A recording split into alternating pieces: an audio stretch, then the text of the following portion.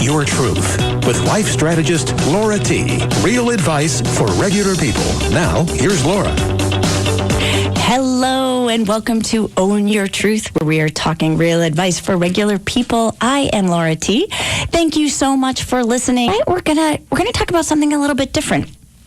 Something that I noticed through my coaching sessions and my conversations, and especially a particular conversation I had with my friend Frank. There was this common theme about practice that kept popping up, and it came up in some unusual ways. So it started me wondering about this concept of accidental practice, right? So what does that mean, accidental practice? It's all of the things we do that we don't look at as practice, but that are meant to be practicing for life, or even the things that we do over and over, unintentionally practicing, that may not serve us or get us to our goals. So it was a topic that intrigued me, and it's what I'm going to cover tonight. All right, so on to this topic about practice. So most of us are familiar with the term practice makes perfect, but it's not true. Because repeating an action over and over doesn't actually make you more skilled at the action. I mean, what it does is it makes you better at doing the action the same way that you're doing it, right? So an example that I use for this is actually this week I was talking with the great folks here at WICC, and I was discussing the show, and I shared with them, like, okay, here are the results that I have for my radio show, and I summarized them in 3 key areas. One is increasing my audience reach, right? The second was improving my brand. And then my third was learning how to create a terrific show. Well, so what was interesting is when I thought about my third result, this idea of learning how to create a better show, it became clear that producing a show the same way each week may make me better at doing the show the same way, but I really have to ask myself, does it make for a better show? And to be honest, I really don't know. I know the message I want to share, and I know the stuff I like to hear, but if I step back and think about this question, it's highly likely there are areas of the show that need improvement that are beyond my understanding because I'm new to using radio as a way to communicate my message.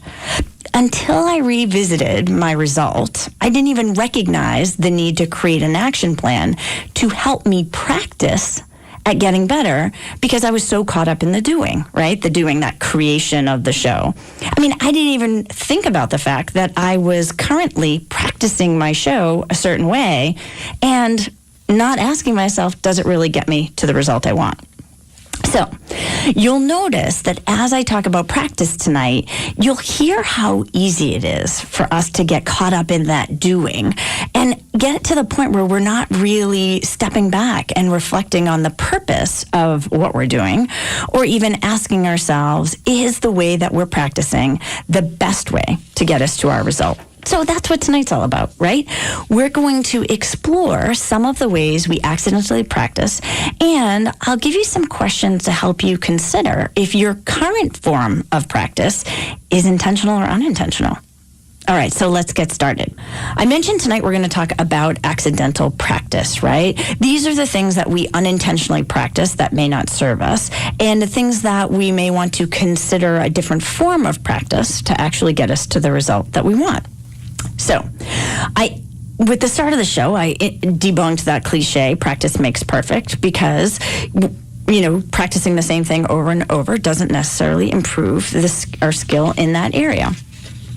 Okay, so let's talk about practice as a means to an end. It's about those ideas of practicing kind of just to get it done. Tonight, I'll use as a quick example this notion of working with youth, because they have such busy schedules. They are trying to balance schoolwork and multiple sports and extracurricular activities and all volunteer stuff. I mean, there's tons of things that they have going on. And yet they see this really important idea of practicing their athletics, whether it be football, baseball, track, whatever it is. The challenge is that those athletes are going to practice, they're showing up, they're working, they're getting it done, and then they're moving on to the next thing. Makes total sense. I mean, think about us as adults. We sometimes practice the same way. And yet, They feel frustrated because they aren't beating the competition. They aren't improving their times, or they're not being chosen to play in a game, and they can't understand why. Well, so often youth athletes use practice as sort of an easy day, right? And they save themselves for the big game.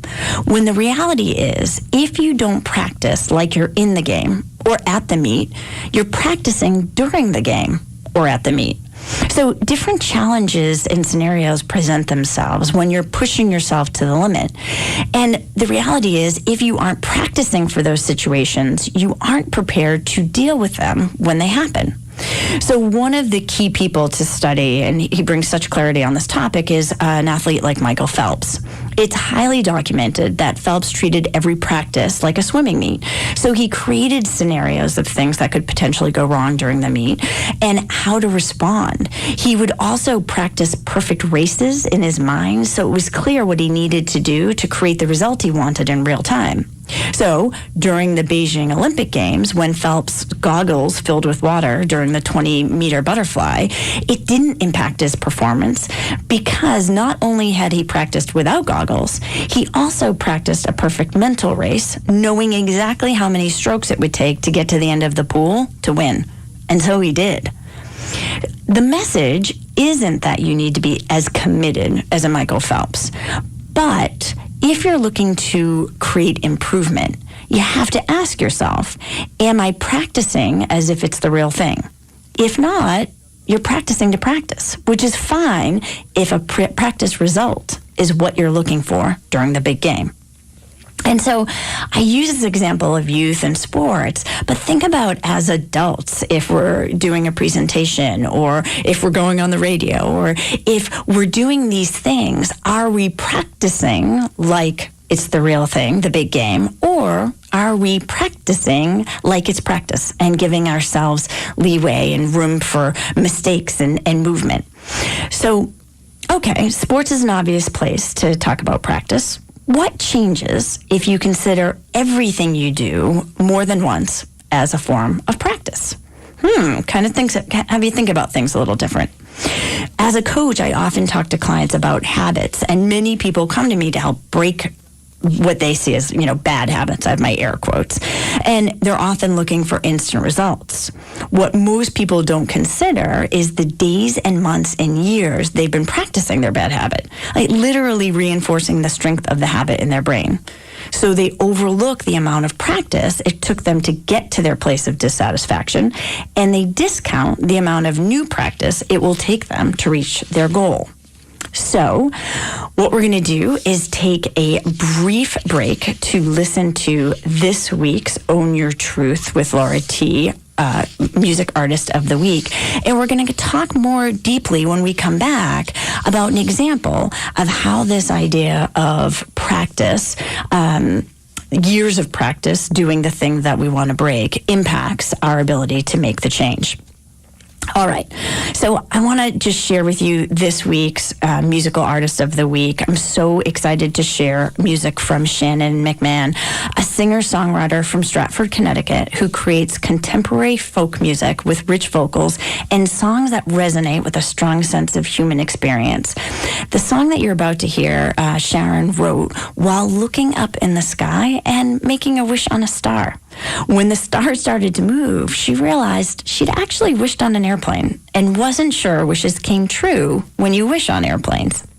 So this song is for stargazers, for those who wander and those who are looking for their next true north. I hope you love her sound as much as I do. Here is Wishing on Planes by Shannon McMahon.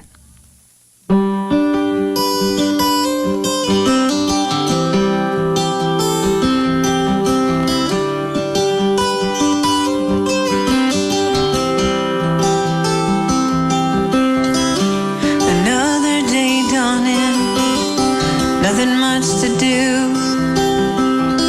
I work a part-time job. It won't see me through. Somehow I lost my way on the street of dreams. There's nothing that you could say to make me believe. And I've been wishing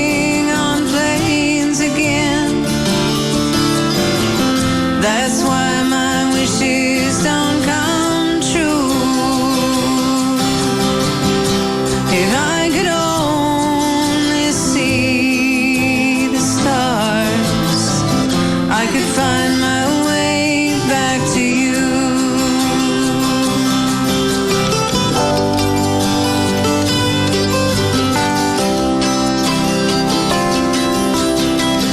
I look in the mirror, see the lines on my face. Sometimes I wonder how I came to this place. The plans I made did not prepare me for this. I guess I thought my fate would be sealed by a kiss. And I've been wishing on planes again. That's why my wishes don't come true. If I could only see the stars, I could find my way back to you.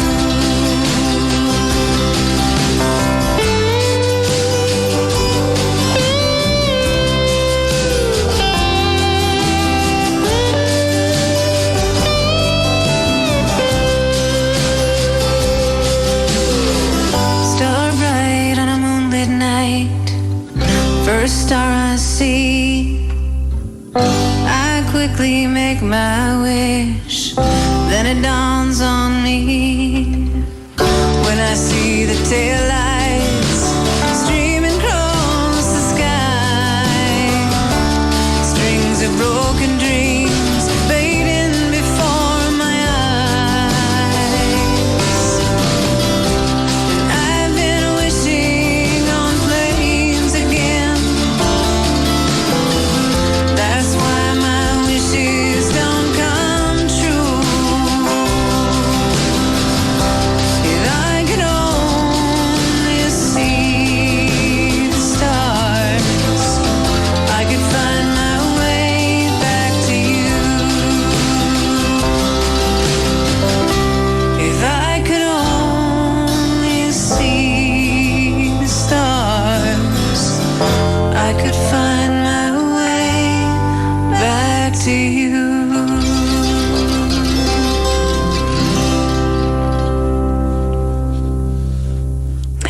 Welcome back. This is Own Your Truth with Laura T. And I'm so grateful to Shannon McBain for that beautiful song, Wishing on Planes. So tonight we are talking about accidental practice. It's all of the things we do that we don't look at as practice, but are meant to be practice for life, or even the things we do over and over, unintentionally practicing, that may not serve us. So I started to talk about this idea of, someone who wants to break a bad habit and something that they've done over a long period of time. And I wanted to give an example of how this may show up. So I have a client who wants to lose weight and has been struggling with her body image for almost 10 years. So you think about that amount of time, right? She eagerly tries new supplements and fad diets, but when she is in them, right? Once it gets past the initial excitement of it being new, she finds it difficult to stick with them because what she really wants is fast results. I mean, don't we all? We're all looking for something quick, something we can see instantaneously. And when she doesn't get the results, she gets discouraged and gives up. So when we look at this idea of weight loss and we think about multiple forms of practice that we use to get to this point of dissatisfaction, I mean, first there's the mental practice. And that mental practice is the things that you say mentally about your own eating habits, or even the difficulties you believe that will exist when you attempt to change your lifestyle. So for instance, if you believe that eating is the only way to treat yourself, or if you believe it'll be impossible to change your eating habits because the rest of your family doesn't need or even want a different lifestyle, repeating those beliefs, practicing those beliefs will have an impact on your ability to get your result. I mean, when we looked at the Michael Phelps example I shared before that beautiful song, you see that mental practice is as powerful as your physical practice.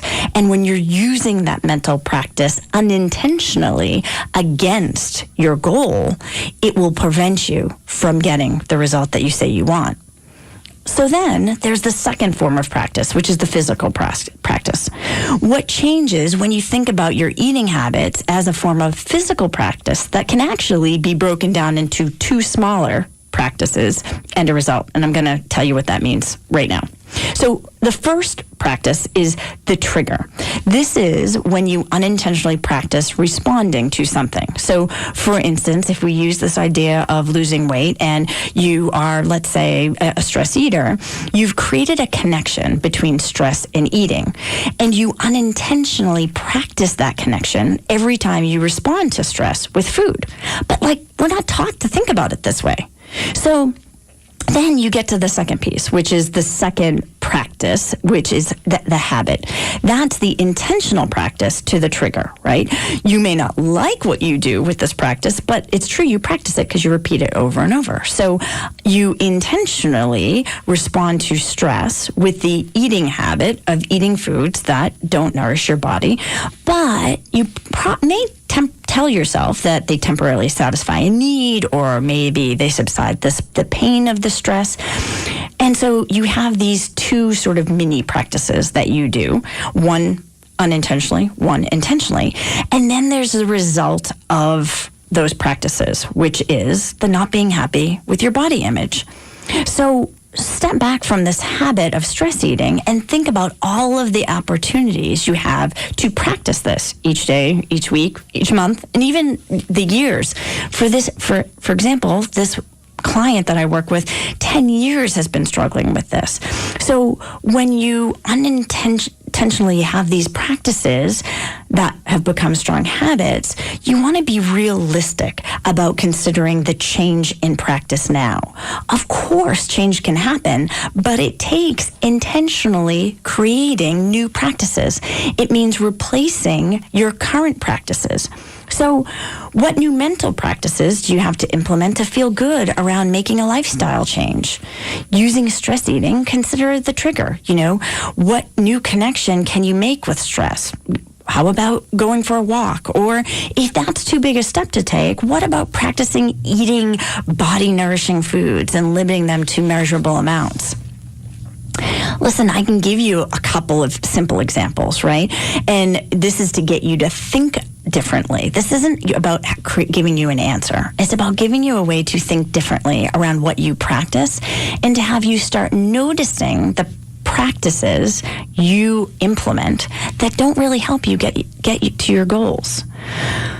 Okay. So now let's talk about the stuff you may be unintentionally practicing. And, I'll start with the stuff we practice as parents because it's sort of a simple way, and it was actually the reason for me thinking about the show concept, because I was having this conversation with my friend Frank that sparked this idea of accidental practice because he was taking care of his 13-year-old niece for a couple days, who's an athlete.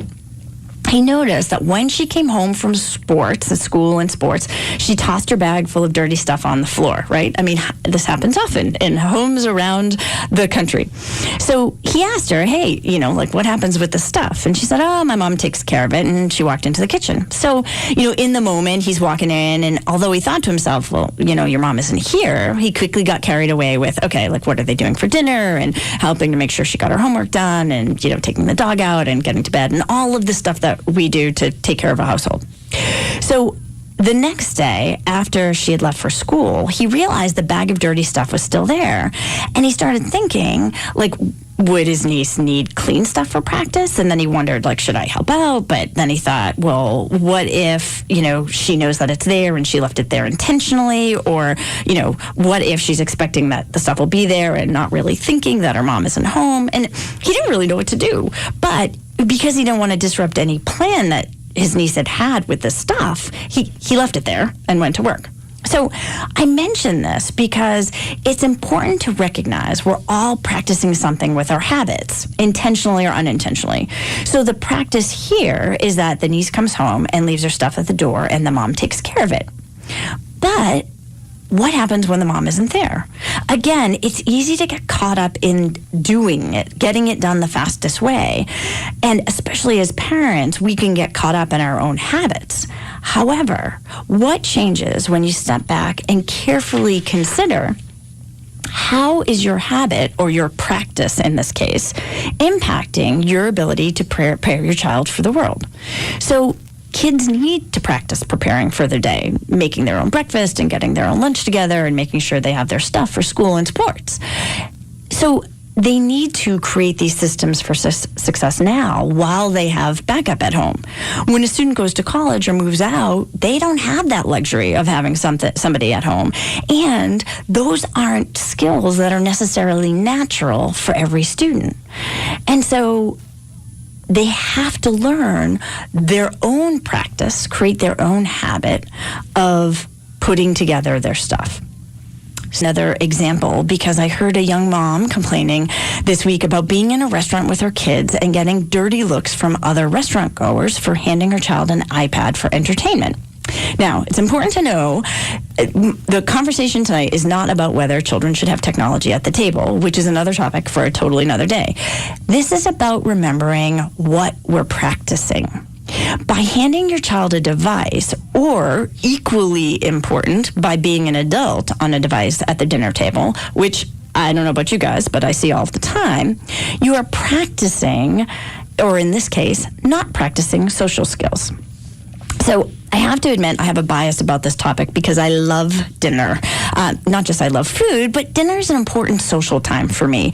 Growing up, we always ate dinner together and would often sit around the table long after the meal was over, just like laughing and talking and enjoying each other's company. I knew from the time my kids were little, I wanted to instill that same love of eating together in them. So the standard in my house is, even though we often eat dinner late, 90% of the time we eat dinner together, and we stay at the table until the last person finishes. Okay, so I have to admit that now that my kids are in their teens, and because my sweet daughter eats very slowly, not everyone stays at the table every night, but I always sit until the last person is done. So getting back to this idea of practice, even when my kids were little at the kitchen table, they practiced what it would be like to be in a meal, regardless of where they were or regardless of where we were at. So sometimes it meant that they got little toys before the meal. The toys were taken away once the meal arrived. And they also practiced sitting in their chair until the meal was finished and everyone was done. So all of this was and still is an intentional social practice, because my husband and I like to go out to eat and we don't live near family. So I knew if I wanted to take the kids with me and I wanted to enjoy the meal, which is key, right? I want to enjoy the meal when we go out. I'd have to teach my kids how to view table time. They behaved the same way in public as they did at home because that's what we practiced. And often we don't think about this idea of practicing social skills. But even now, as adults and teens, the rule at the table is no technology. So my kids hand over their phones, and sometimes it's more willingly than other times. And there's an occasional eye rolling every now and then. But because our table is our social time, they do hand them over.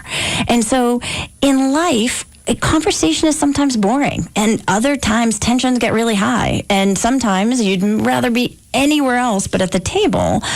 But as humans, we're social beings, and we need to practice how to engage socially under all of these different circumstances. And the only way to get better at it is to do it, then to consider the parts that worked, the parts that didn't work, and what you want to change for the next time. Because remember, more practice doesn't make you better, but better practice does. So the reflection is an important part of the practice. And, okay, we're not reflecting on each and every meal, but we do reflect on what works and what doesn't work during our family time. And so let's get back to this idea of this social time, right? What changes when you look at your home as a practice because you live in a small community and you think that about you're teaching your kids how to participate in a mini community to prepare them for participation in their growing community, which extends to school, college, work, and beyond that, right?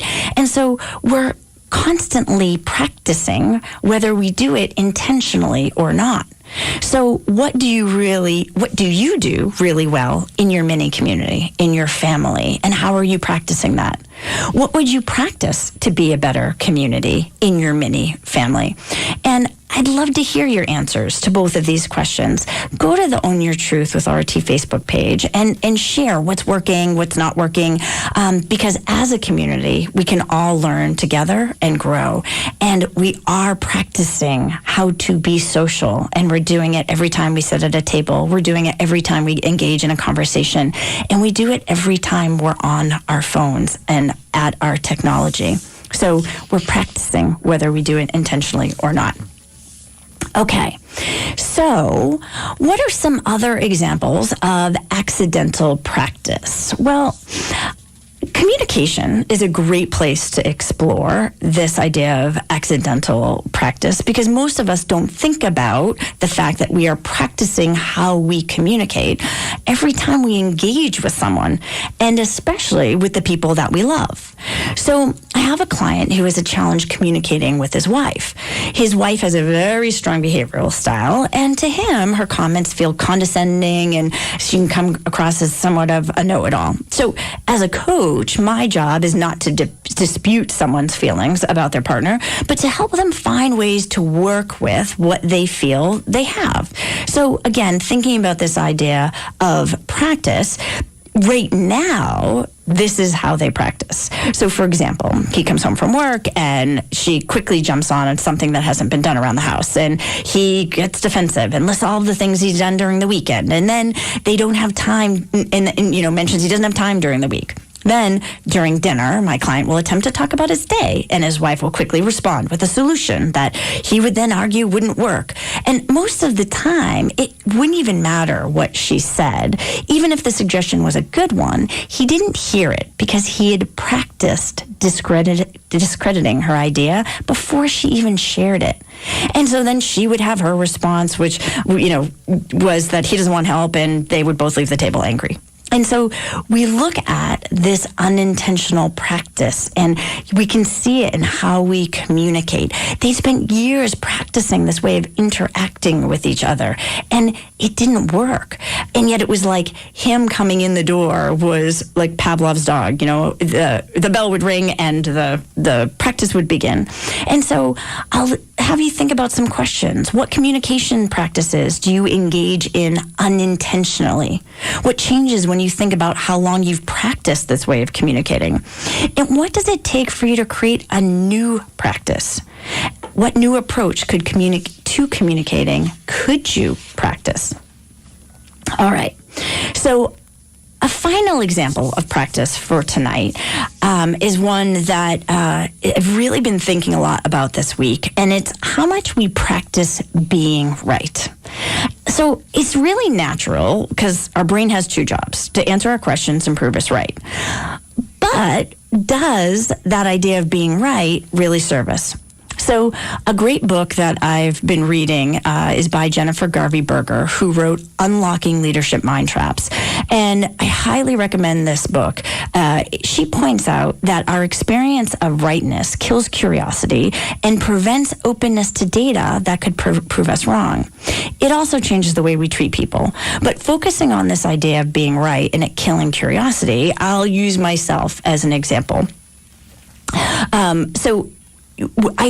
I use this assessment with people and clients, and I feel like it does really good for people, and they respond, and it creates rapport. And yet, I know it so well, I've done it for so long, that it feels great to be right when I'm understanding their behavior. And yet, I have to step back and look, if I continue practice being right instead of getting more curious, am I really getting to the core of the clients that I'm working with? It's important to consider whether being right is helping you be the best that you can be at whatever it is you're practicing. So what changes if you practice being wrong? Literally go out of your way to consider what would make you wrong in a given situation. How would being wrong change the way you think? How much more would you learn? How would it change the way you listen? I know I'm willing to give it a try, and I'm hoping that you'll join me. So tonight I've shared this idea of practice and repeating the same action over and over and deciding what you want and getting consciously curious about where and what you want to be practicing. Focus on your results. In summary, it's about being conscious to what you're doing so you can do it at your highest capacity. I hope tonight's session on accidental practice has you thinking about different ways of practicing and evaluating the things you may be unintentionally practicing that don't serve you. As always, I'd love to hear your thoughts about tonight's show. Visit the Own Your Truth with Laura T Facebook page and give me your feedback. Laura T on Own Your Truth. Hear you then. Good night.